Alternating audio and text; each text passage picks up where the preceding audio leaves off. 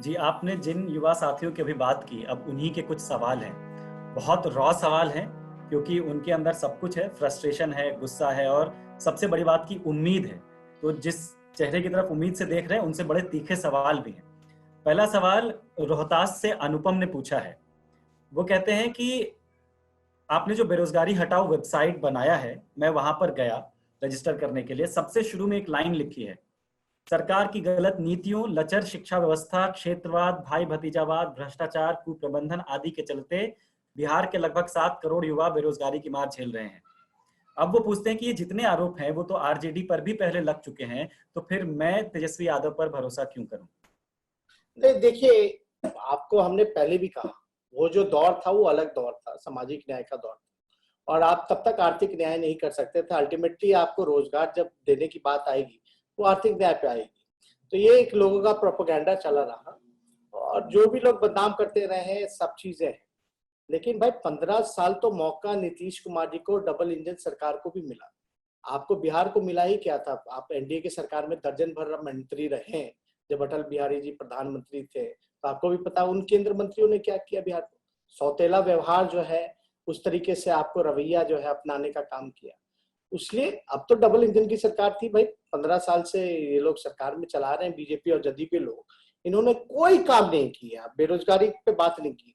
और ये समस्या जो बेरोजगारी की है, अब तो ज्यादा जो है वो आ गया है, बहुत ज्यादा जो है वो बढ़ चुका है।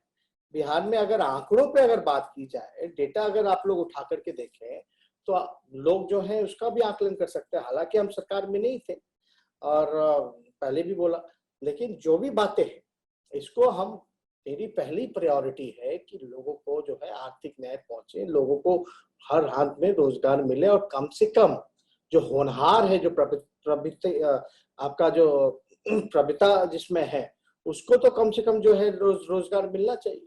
जी, पटना से रचना प्रियदर्शनी पूछ रही हैं, हेल्थ इंफ्रास्ट्रक्चर को कैसे तेजस्वी यादव ठीक करेंगे? अभी 29,000 की आबादी पर एक डॉक्टर हैं बिहार में और 8,645 लोगों पर एक हॉस्पिटल बेड है। क्या इसका भरोसा तेजस्वी यादव दिला सकते हैं कि जब वो आएंगे तो ये व्यवस्था बेहतर होगी? उनको ये भी बता दें, बहुत अच्छा सवाल पूछा है।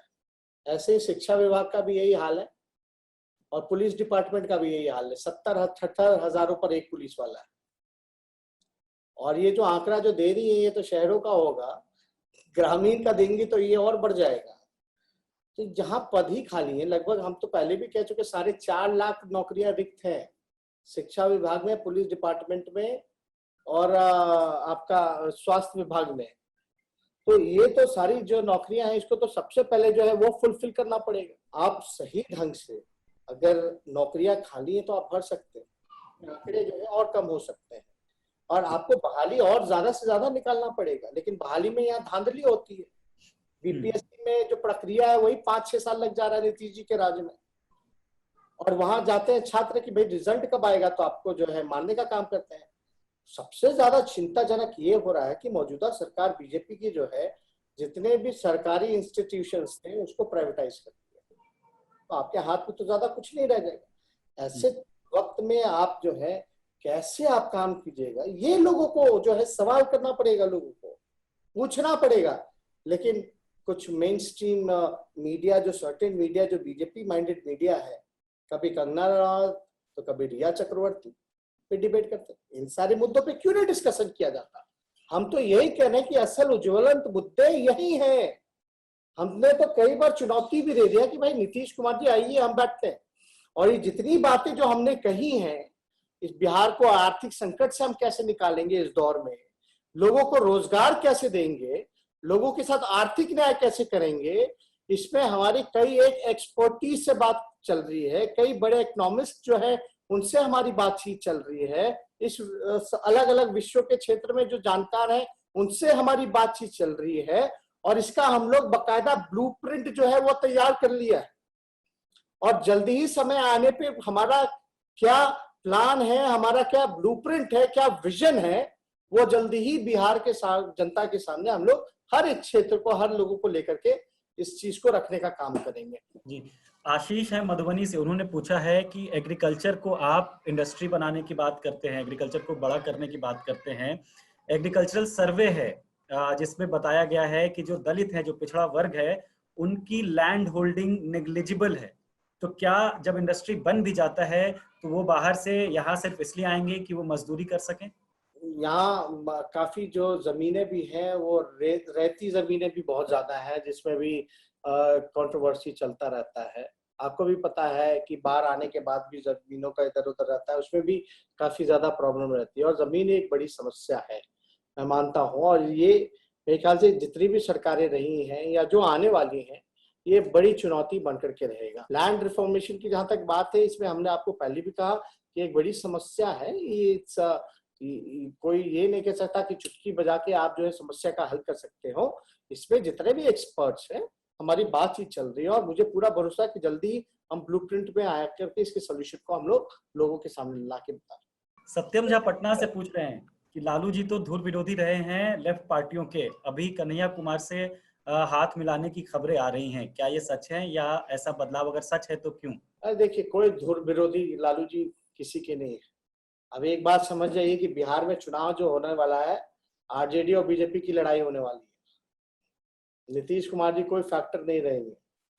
और हम लोग तो लालू जी तो लगातार जो है सभी लोगों को एक मंच पे लाने की बात कही, कभी भी ऐसा नहीं रहा अलग लड़ने की। लेकिन हाँ, लेफ्ट से हम लोगों का कभी जो है अलायंस नहीं हो पाया है बिहार में। एक दौर था, हम भले ही बाहर से उन लोगों ने समर्थन हम लोगों को किया, लेकिन जहां तक लेफ्ट पार्टियों की बात है, 3 पार्टियां आती है मुख्य तौर पे। सीपीआई माले आती है, सीपीआई आती है, सीपीएम आती है। इनका अलग अलग क्षेत्रों में अपना कैडर है, अपना प्रभाव है।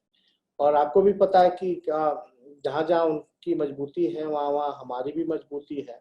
तो कभी कभी जो सीटें के बारे में जो जहां तक सेटलमेंट की बात है, वो कभी कभी वो नहीं हो पाता। लेकिन हाँ, हम लोग प्रयास कर रहे हैं इस बार कि सब लोग जो है मुख्य तौर पे मिल करके चुनाव लड़े। भागलपुर से शालिनी झा ने पूछा है कि नेशनल फैमिली हेल्थ सर्वे 4 के अनुसार 20 से 24 साल की 40.9% महिलाओं की शादी 18 साल से पहले हो जाती है, जिससे हाई रिस्क ऑफ प्रेगनेंसी हो जाता है। इन्फेंट मोर्टेलिटी रेट खैर हमारे राज्य का कितना है वो जिक्र करने की भी बात नहीं है, जिसका आउटकम ये होता है कि महिलाओं के सेक्सुअल और रिप्रोडक्टिव हेल्थ पर बहुत बुरा असर पड़ता है। तो क्या हम अपने एक यंग रिप्रेजेंटेटिव से ये उम्मीद कर सकते हैं कि महिलाओं के सेक्सुअल और रिप्रोडक्टिव हेल्थ पर खुलकर बात होगी या उसका ख्याल रखा जाएगा? ये एक सही बात है, बहुत ही अच्छा सवाल पूछा है और हम सब लोगों को इस चीजों पर ध्यान देनी चाहिए। और चीजें थोड़ी बहुत बदली हैं, लेकिन जिस स्तर से बदलनी चाहिए वो नहीं बदली है। अभी भी हमारी जो सोसाइटी है, पहली बात तो समाज में और सोसाइटी में हम लोगों को बदलाव लाने की जरूरत है। यहाँ जो लोग हैं परहेज करते हैं इन सारी सेक्सुअल चीजों को लेकर के बातें करने में।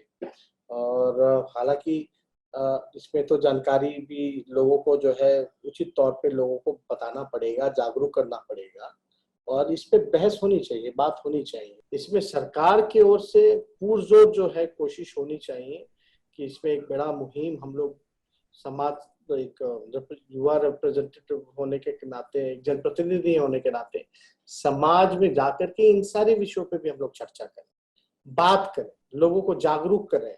और इसके लिए जो अहम काम हो सकता है, कैंपेन, एक मेगा ड्राइव भी चलाना पड़े हम लोगों को, तो एक मेगा ड्राइव करके हम लोग कैंपेन भी चला सकते हैं। एक बहुत ही इंटरेस्टिंग सवाल पूछा है जो आपके लिए चैलेंज भी होगा शायद। सिद्धार्थ ने ये पूछा है कि आपने खुद कोरोना को बिहार में एक बड़ा स्केयर माना है, साथ में ये भी कहा है कि पर मिलियन टेस्ट सबसे कम हो रहे हैं बिहार में। 2019 में हिंदुस्तान टाइम्स की एक रिपोर्ट थी कि जो पूरा देश है उसमें प्रति 1000 मतलब 89 लोगों के पास मोबाइल फोन है प्रति 100 में। बिहार में वो 59 हो जाता है।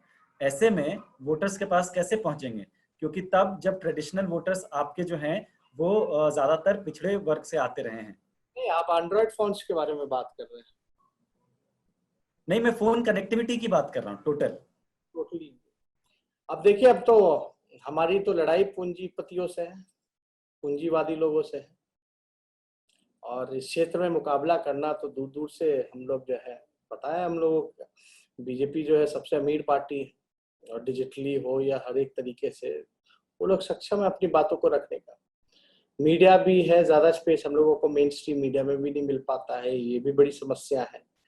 तो इसको लेकर के हमने कोरोना की स्थिति को लेकर के अगर मैं चाहूंगा जिन्होंने सवाल पूछा है, वो हमारा एक डेलीगेशन इलेक्शन कमीशन गया था, हमारी पार्टी का क्या स्टैंड है, अगर उस चिट्ठी को शायद ट्विटर पे भी लगा हुआ होगा, उसको पढ़ेंगे तो सारी बातें जो है उन तक क्लियर बातें पहुंच जाएंगी कि हम लोगों ने क्या क्या मांगी की थी। हम लोग तो देखिए लाशों के ढेर पे चुनाव नहीं चाहते थे, लेकिन अगर सरकार को अगर लगता है कि ठीक है सब कुछ ठीक है, हालांकि टेस्टिंग की जहां तक बात की जाए तो उसमें भी एंटीजन वाली टेस्ट हो रही है, आरटीपीसीआर वाली टेस्ट नहीं हो पा रही है, मतलब जो रिपोर्ट ऑथेंटिक बताता है वो टेस्टिंग नहीं हो रही है, तो इसलिए ये मसला है। हाँ, इसमें सब लोगों के खतरा भी है, और लोगों को जो चिंता हम लोगों ने इलेक्शन कमीशन में भी जाहिर की थी। और जब लगता है चुनाव आयोग को या किसी को भी कि भाई अभी चुनाव जो है कराया जा सकता है और कोरोना जो है कंट्रोल में है, तो आप फिर नॉर्मली आप जन से बात कर दीजिए, जनता के बीच जाने दीजिए, अपनी बातों को रखने दीजिए। आखिर में हम लोग सोशलिस्ट लोग रहे हैं, हम लोग तो चाहते हैं कि पब्लिक मीटिंग करें और अपनी बातों को रखें, क्योंकि और माध्यम तो है नहीं हमारे पास। उनको ये भी जानकारी दे दें कि सोशल मीडिया में राष्ट्रीय जनता दल, बीजेपी बिहार और जेडीयू के मुकाबले बड़ी स्ट्रांग है। हमारा जो फिर भी आप देखेंगे लोगों को एंगेजमेंट करने का अगर जिसमें हो, पोस्ट एंगेजमेंट जिसको कहते हैं, या रीच जो है वो राष्ट्रीय जनता दल का ज्यादा है। नीतीश कुमार जी और ये लोग जो हैं, ज्यादातर जो लोग आप लोग जानते हैं कि इनके ना लाइक्स होते हैं ना रीट्वीट्स होते हैं, ना ही कि ठोस कंटेंट होता है। और इसलिए वो वर्चुअल रैली किए तो वर्चुअल रैली में भी फ्लॉप रह गए। लेकिन गांव गरीब में गुरबा जो है, जो भुक्तभोगी है, जो परेशानी जिसके पास है, मेजोरिटी बिहार परेशान है, चाहे कोई सोसाइटी के किसी सेक्शन के बारे में बात कीजिए तो उनको बताने की जरूरत नहीं, उनको तो सबसे ज्यादा पता है कि सरकार ने कुछ नहीं किया, मरने के लिए छोड़ दिया। लेकिन क्या आप ये कह रहे हैं कि बिहार में तेजस्वी यादव का सोशल मीडिया पर कोई तोड़ नहीं? नई पार्टी आई है, प्लूरल्स पार्टी, वो भी नहीं है। हर दिन जो है नई पार्टी आती है, और मैं अगर सवाल पूछूं, जिन्होंने सवाल पूछा कि कितनी नई पार्टियां बनी एक साल में, तो उसका जवाब शायद नहीं होगा। और निकाला जाए इलेक्शन कमीशन के रजिस्टर्ड ऑफिस से तो कई पार्टियां आती हैं जाती हैं, ठीक है, लोकतंत्र है, सबका अधिकार, लेकिन मजबूत हमारा राष्ट्रीय जनता दल है। इसमें अगर देखा जाए तो